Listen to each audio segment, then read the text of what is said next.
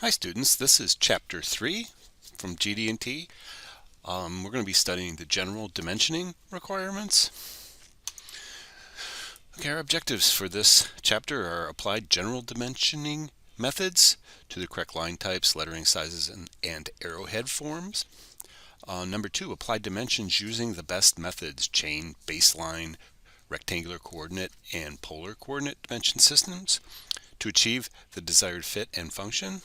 Number 3, utilize preferred dimension placement to provide clear part requirements and specifications. 4 is to apply general and specific notes on a drawing. And 5 is to cite the general types of fit between mating parts.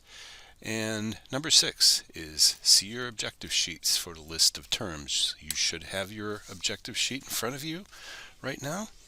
And pay attention to the terms as they come up in this discussion. Okay, let's start with dimensioning methods.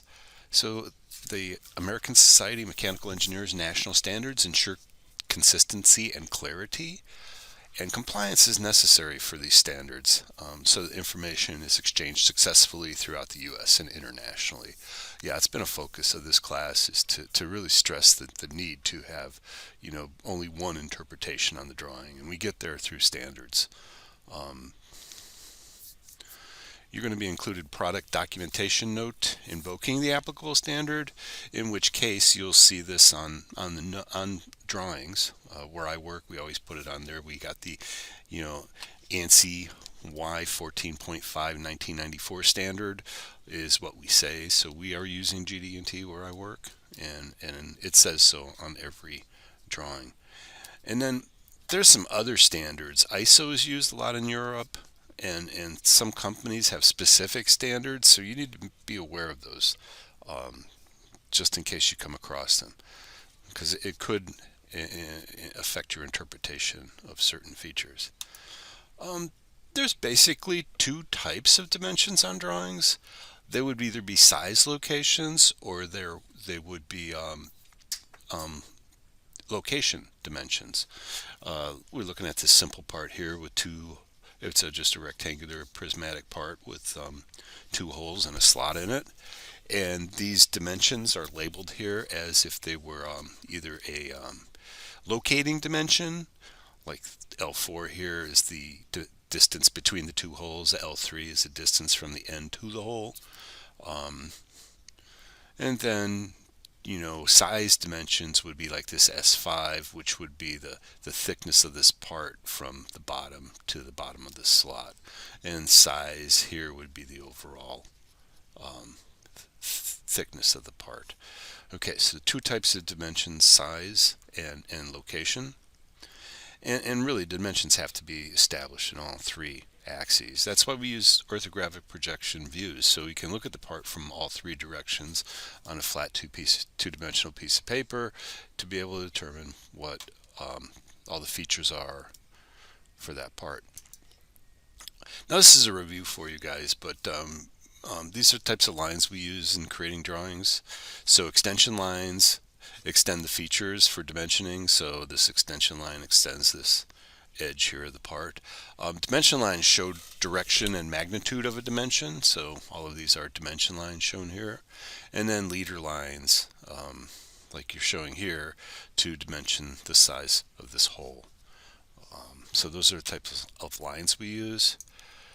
Arrowheads and dots. Arrowheads are used on dimensions and leader lines. May be open or filled. Again, so this is just a reminder of this. It's not the focus of this course here. Character size and style. Okay, so again, not the focus of the course, but here's some handy information about dimensions and sizes of these different features that you put on a drawing. Let's talk about some terms. So we got aligned dimensions. Okay, so with aligned dimensions, the dimension values appear parallel to the dimension lines. Okay, so these horizontal dimensions, you'll see the dimensions split like this, but on the vertical dimensions, they're turned sideways. That is called aligned dimensions.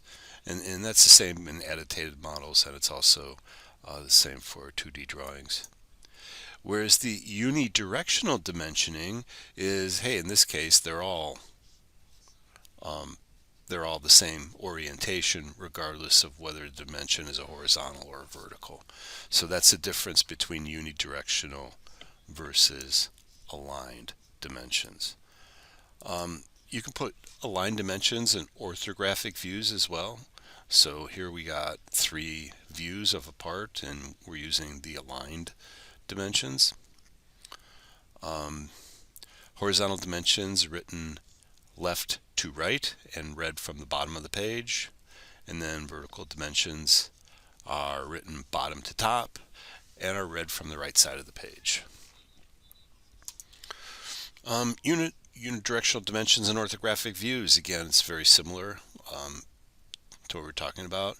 So I think you need a little bit more space to accommodate these dimensions this way. I think the aligned dimensions are more compact. I think it's the preference of the drafting person or the company standards as to whether or not you're going to be using aligned dimensions versus unidirectional dimensions. A little bit about measuring systems. I know we talked about this before, but if we're using US customary, it's inches, and if you're using SI, the metric system, your units will be in millimeters. And they usually contain a drawing usually contains some kind of note that tells you what units that you're working on. And a few little rules about that are inch dimensions must be shown as decimal inches. They may be displayed as whole numbers in tenths, 0.1, hundredths, 0.01, thousandths, 0.001, or even smaller if required. And this is important for inch dimensions, no preceding 0 for values less than 1. Okay. So then if we looked at metric dimensions, on the other hand, values less than 1 millimeter are shown using decimals with a leading 0. Okay, 0.8. You don't put the leading 0 if you're using inch dimensions. Whole numbers show no decimal point or trailing zeros. Okay, and then title block tolerances. The author of your textbook is he doesn't believe in title block tolerances should be used because I think the point is, and the point that we keep making is title block tolerances tend to be like predetermined. Like, hey, well, I don't have to calculate the dimension, the tolerance for this dimension, because I'm going to use the title block tolerance. Well, that's really not a valid way to proceed. What you really should be doing is calculating all tolerances anyhow, and not just relying on the title block tolerance to be your default tolerance. The tolerances for features are based upon the function of your part and the capability of your machining, and not necessarily just what the title block says. Here's another definition: chain dimensioning. It's a point-to-point system. Okay, so what we have here is we've got 4 holes in a bar. We dimension from the end of the bar to one of the holes, and then we dimension the location of the holes between the holes as go on. So that's a chain dimension. It's a direct means of showing the location requirements. Now, if we can compare that to the coordinate, rectangular coordinate baseline type dimensioning, all of the dimensions are taken from one corner. Okay, so this is rectangular coordinate or baseline dimensioning. Okay, so this corner is essentially the 0, and all of the dimensions come off of that corner, like the overall length, the length of this step here, the length of the edge of that slot, the start of that slot. All of those dimensions come from this side. Okay, so that's rectangular coordinate versus chain dimensioning. In this method, we do rectangular coordinate dimensioning, but we don't use any dimension lines. What we do, in fact, is use a coordinate system.